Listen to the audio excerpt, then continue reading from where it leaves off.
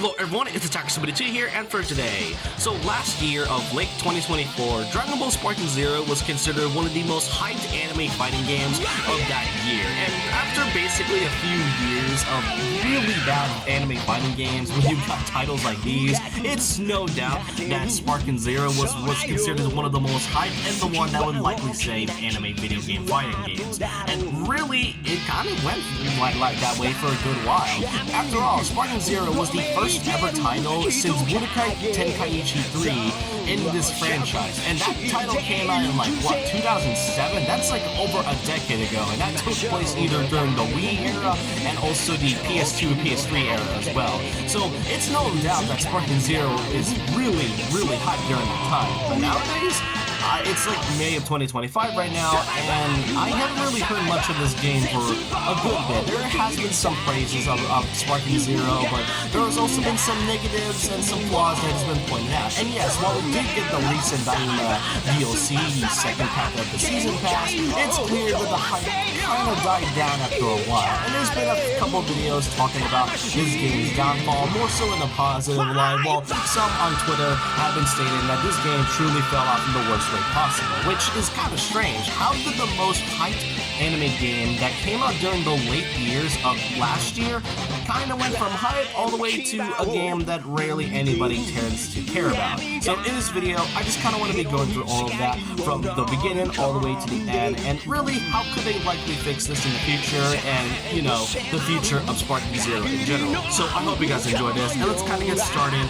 with the reveal and its build-up.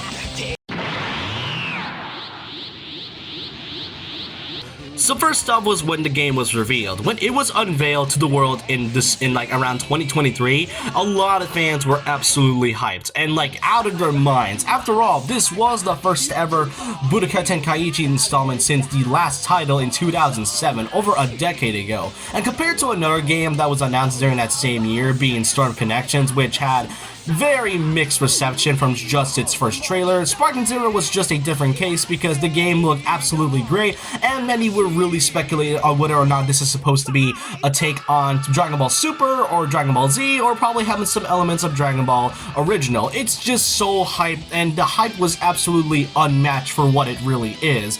And one thing to mention is that this game didn't really have much of a developer when it was announced, but it was then confirmed to be none other than Spike Chunsoft. And let's just say that during that time, they haven't really made any good titles during that era, but Sparking Zero was absolutely hyped for so many fans, and we were kind of stuck with that image for like that one specific teaser for a good while until the Game Awards, where we got ourselves a first good look at the gameplay and what the game had to offer, and Sparking Zero looked really good for what it is. The fighting style looks great, the visual and the camera work was great, and the character models look so good, especially when they match their designs from the anime. And really, for a good time, we've been getting a few character trailers every now and then, like at least a couple months or two, and then that is until the Summer Game Fest of 2024. We then get ourselves the big trailer with a release date of October 11th, 2024, pretty much a few months right after the event that happened. And during that time, we've been getting trailer after trailer after trailer after trailer, and then afterwards, we finally got ourselves the big release of the game of Dragon Ball Sparking Zero. It came out on October 11, 2024, and it was no kidding that this game was really exciting for so many fans. People were buying PS5s in order to play Sparking Zero, or you know, even for those that never played Dragon Ball, a Budokai Tenkaichi title, were buying a PS5 just to play this game. It definitely was, they weren't kidding when this game was really hyped. And then, not just that, in around 24 hours, within one day since the game had released, Sparking Zero had managed to reach 3 million sales within one day. If that doesn't tell you how much this game was exciting for so many Dragon Ball and non-Dragon Ball fans, then I don't know what I can say. It also had gotten 5 million copies just a few months later, and it shows how unmatched this hype was. After all, we've been getting a really bad drought of bad anime fighting games, so this was kind of a refreshing take, and the player charts was absolutely at its peak at that time. However, after about a couple weeks, or more so a couple months since Sparking Zero had released, with all the fun clips and all the fun gameplay that has been shown with all the online stuff, then really after about a few months, the game kind of went a bit of a weird spiraling out of control. Now, it's likely because fans don't really have time to play games like myself, because, you know, some people are busy with life and all, but it's kind of strange. Now, as of lately, I haven't really heard much about Sparking Zero in a good bit, and maybe it's because fans are either talking about other things, but it's weird. It wasn't it supposed to be the fighting game that is supposed to kind of save anime fighting games in general? What exactly happened to it? Well, let's kind of talk about what the content had to offer. So to kind of start things small, we got the roster, and don't get me wrong, over 180 characters is pretty wild, and we do get the DLC alongside with it, but it is clearly noticeable that for some people, it's kinda weird that there are certain characters missing from the last Budokai Tenkaichi title, which did have some original forms for certain characters like the Saiyans and some original fusions. Unfortunately, no original fusions are in this game aside from the main ones that many fans are familiar with, but it's clear that there are some characters that are missing from this roster. I mean, no Zangief, there's no King Vegeta, and notably, there is a very lacking of representation from the original Dragon Ball. The only character that came from the original Dragon Ball was Teen Goku, but otherwise, that's about it. There are certain characters that are missing from just this roster alone, and I can't exactly help but feel that it feels incomplete. I mean, you have Bojack, but not Zangief, but then you also got characters like King Piccolo or any other character from, you know, Mercenary Tao. It's just kind of strange not to include any of them when, I get it, this game is supposed to be focusing on Z and Super, but it kind of is sad to not see any characters that come from OG Dragon Ball aside from Teen Goku. And yes, while we did get the recent DLC with Superhero and Daima, who knows if this DLC Season Pass is likely going to be the only time we're going to see new characters and that the OG Dragon Ball characters are never going to be added. That's just kind of one of the few major gripes that some fans have a bit of a problem with. And like I said, the roster is not bad, okay? I really loved it. I don't expect like 300 characters, but it is sort of odd to just not include any of those specific characters that fans were really hyped to see. Next up is its own single-player content, most notably the retelling of the story with Episode Battle, which is basically a consistent way of retelling the entire Dragon Ball Z and Super story in a way. And look, here's the thing, this story has been told like so many times, and even for those that never really heard or seen Dragon Ball Z, can be familiar with some of its most iconic moments. It's already been told so many times in past titles that it is getting tiring at times, but Sparking Zero kind of makes this work. But at the same time, the execution of it is kind of bad. It's decent at best, but not exactly great.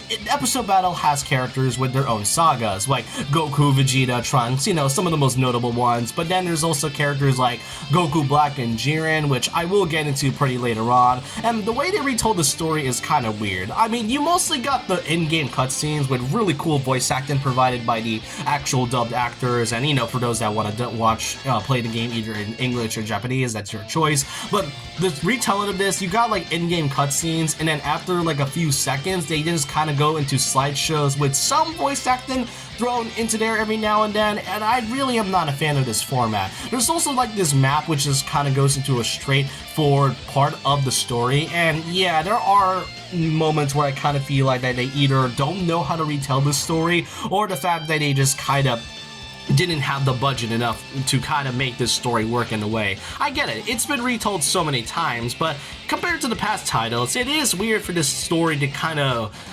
be chopped into minimal pieces, especially from how it was handled. Now, to kind of make this up for a little bit, there's also the what-if scenarios, which can basically depend on how you choose. And there are some sort of what-if scenarios that I really like, but there are some that I kind of feel like are either basic or didn't feel as imaginative or creative that some fans were to think. It isn't like the past titles where they go really wild with its choices or have some characters, you you know, fuse into the funniest way possible. The what if scenarios are either kind of like this. I mean, you've got some good ones like Goku able to go Super Saiyan in the Saiyan saga really early, and then you've got things like Piccolo's what ifs, which are kind of linear, and then there's also Trunks going into the Tournament of Power. But then you got characters like Vegeta who only gets like 2 major what if choices, and even then the way you get them is kind of atrocious. Like, the one thing that I really like the most in the what if scenarios was the what if of Gohan Black, and that is, like, if anything, one of the only unique parts of the what if scenarios that I genuinely like. And even still, all of these are locked behind certain requirements. Now, in certain battles, there are characters that have their own conditions, and you have to do this on normal difficulty. You can lower it if you want, but in order to get these normal actual what if scenarios to occur, known as a Sparking episode, then unfortunately you're gonna have to play this game on normal. And if you're like a first timer who never really played much of a Budokai Tenkaichi title, then this may seem a little difficult for you, because some of these conditions are either very unspecific, or the fact that even when you try to do the conditions properly, the AI in this game is really terrible. I don't know what's up with the AI, but it's kind of strange how some of them are either just mashing their way through, or the fact that it's kind of broken to the point where you can't even land a hit on them. It's the fact that you can't do this on lower difficulty, and there are some certain conditions that you are required to do this very quickly to some characters. Like, there's one specific fight I have to mention, and that was the Jiren Saga, where you have to beat all 3 characters within a time limit of under 3 minutes, and you have to do this very fast. And the problem with that, however, is that the AI is really terrible, where it can't even let you land a hit. I have no idea what exactly happened to it, but I'm not exactly a fan of it. A really good way of retelling the story, and surprisingly still keeps getting a lot of content, was Dragon Ball Z Kakarot, and that right there is retelling the entire story of Dragon Ball Z entirely. But that right there is a more interesting example, and yes, it is made by a different developer, but I kind of find it weird how Z Kakarot is able to retell its story properly than Sparking Zero, which I know it's been retold so many times, but I feel like it could have been executed in a much different way with better direction.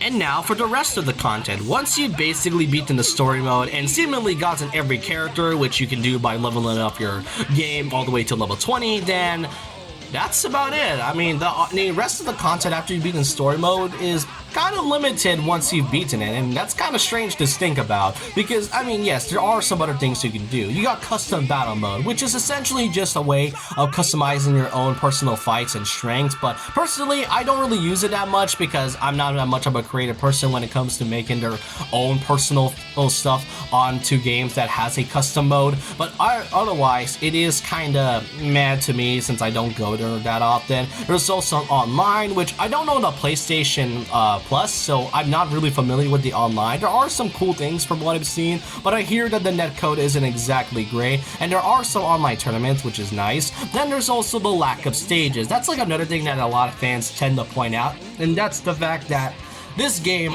lacks any new stage. Even until now, there is no new stages even after the game had released. And it's kind of weird to see, given the fact that we are getting new characters, but not any new stages. There's still no new stages that is coming from the Daima anime, or even the one from the Dragon Ball Broly movie. It is weird to not see any new stages. Then, what else can you really do once you've basically done all those stuff from like the regular content? Because the thing that really feels like the game was focusing on the most was online and ranking, which I don't do ranking that often, so I don't care about that. And as I said, I don't own a PlayStation Plus, so I'm not really familiar with any of the online things that is happening in Sparking Zero. But you can also collect things like the Dragon Balls, including the Super Shenron one, which I gotta say is really difficult to get, especially when you're kind of a novice of this game, just like myself. But really, that's kind of all you can do. You have some customizations, and then there's also the encyclopedia, which does give some interesting lore for some characters from according to the characters of Dragon Ball. And then there's also some balance patches that release every so often, but Yeah, that's kind of about it. Sparking Zero just sorta has nothing once you beaten most of the main parts of the game, even excluding the DLC. Which I think that's kind of how you know that this game has some issues, especially when you see the player count has been dropping consistently every so often. And it's weird because there is like one other game that absolutely does this new content thing very well, and that is Dragon Ball Xenoverse 2. And that game came out in like 2016 because as of recently, we just got its Daima DLC with Super Saiyan 4 and a few other characters, so it is weird to me that Xenoverse, a game that is over a decade old, is basically almost a decade old to be exact, is getting much more content and is treated oddly better than the game that so many fans have been really hyped about. Now, here's the thing. Throughout this entire video, this is not me slandering Sparking Zero. This is more so pointing out all of the flaws that so many fans, even myself, have kind of noticed. I was pretty hyped to get this game, and heck, I played it with my friend, and I had a really good time with it, but after about a few months, it just kind of went quiet after a while. So maybe in the future, I do hope whenever Spike Chunsoft or Bandai Namco or whoever's in charge of it, I do hope for the best of Sparking Zero's future, because if anything, if the DLC, the third DLC comes out within like maybe June or something, if that's gonna be like the last bit of content of it, then I'm gonna be kind of disappointed if that's like all Dragon Ball Sparking Zero could really do after so much content and so much hype that was occurring all the way from 2023 all to its release. But I just want to know your thoughts and opinions down below about this. What do y'all think about the current situation of Dragon Ball Sparking Zero? Let me know your thoughts and opinions down below about this. And so with that, leave like, comment, subscribe, hit the notification bell for more videos, follow my Twitter, and I'll see you guys next time. And remember this, once a legend, always a legend.